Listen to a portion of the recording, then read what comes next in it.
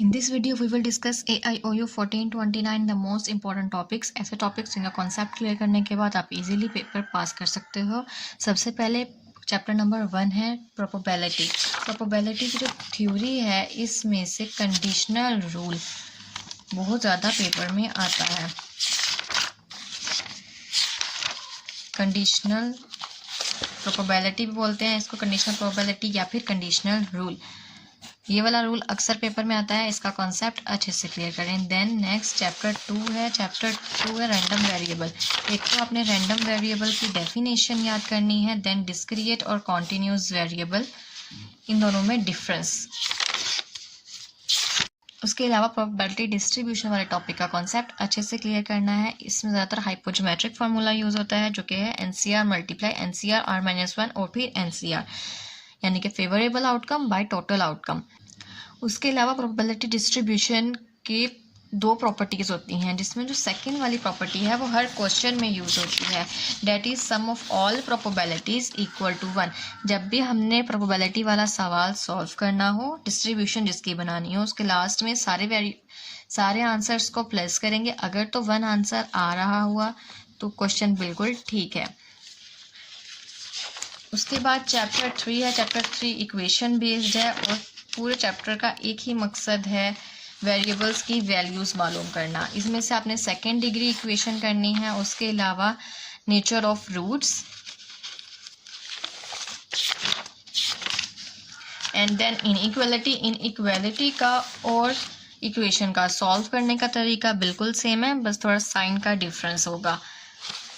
Next chapter number 3 में से जो तीसरा टॉपिक करना है वो है एब्सोल्यूट वैल्यू। एब्सोल्यूट वैल्यू में से अक्सर सवाल पेपर में आता है। तरीका इसका भी वही है, बस 2 केसेस होंगे, एक पॉजिटिव वैल्यूज़ के लिए और एक नेगेटिव वैल्यूज़ के लिए।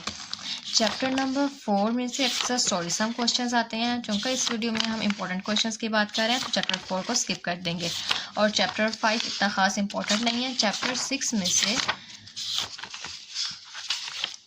चैप्टर 6 इन्वर्स के लिए होता है, तो इसमें से इन्वर्स बाय यूजिंग कोफैक्टर, ये वाला टॉपिक बहुत अहम है। देन चैप्टर 7 में डिफरेंशिएशन टॉपिक बहुत अहम है। अगर आप इसके रूल्स अच्छे से तैयार कर लें तो डेरिवेटिव लेना आसान हो जाएगा। उसके बाद चैप्टर 7 में से डेरिवेटिव वाले सारे क्वेश्चंस की प्रैक्टिस करने के बाद चैप्टर 9 पर आ जाते हैं, जो कि बहुत इम्पोर्टेंट चैप्टर है। इसमें से अक्सर सवाल पेपर में आते हैं और चैप्टर नंबर 9 मुकम्मल ही बहुत इम्पोर्टेंट है, तो कंप्लीट चैप्टर की तैयारी की जाएगी। और अगर आप डेरिवेटिव वाला टॉपिक अच्छे से कर लेते हैं, चैप्टर 9 बिल्कुल ईजी हो जाएगा। इसमें सबसे पहले इंक्रीजिंग और डिक्रीजिंग फंक्शन मालूम करना होगा। इसमें भी सेम वे होगा, क्रिटिकल पॉइंट्स मालूम करेंगे डेरिवेटिव के साथ, फिर उसके इंटरवल्स बनाएंगे और वैल्यूज़ पुट करेंगे। देन कनकेविटी चेक करनी है। कनकेविटी का मतलब होता है फंक्शन ऊपर की तरफ जा रहा है या फिर नीचे की तरफ आ रहा है। इसमें सेकेंड डेरिवेटिव का यूज़ होगा। मीन्स चैप्टर नंबर 9 तैयार करने के लिए चैप्टर 7 से डेरिवेटिव वाला टॉपिक अच्छे से क्लियर करना होगा। उसके बाद कर्व बनाना कि यहाँ पे 5 पॉइंट्स लिखे हैं, 4 पॉइंट्स लिखे हैं। इन 4 पॉइंट्स को यूज़ करके कर्व बनाई जा सकती है और अक्सर पेपर में आती है 20 मार्क्स के लिए। देन चैप्टर नंबर 9 बहुत इंपॉर्टेंट है, इसकी कंप्लीट तैयारी करनी है।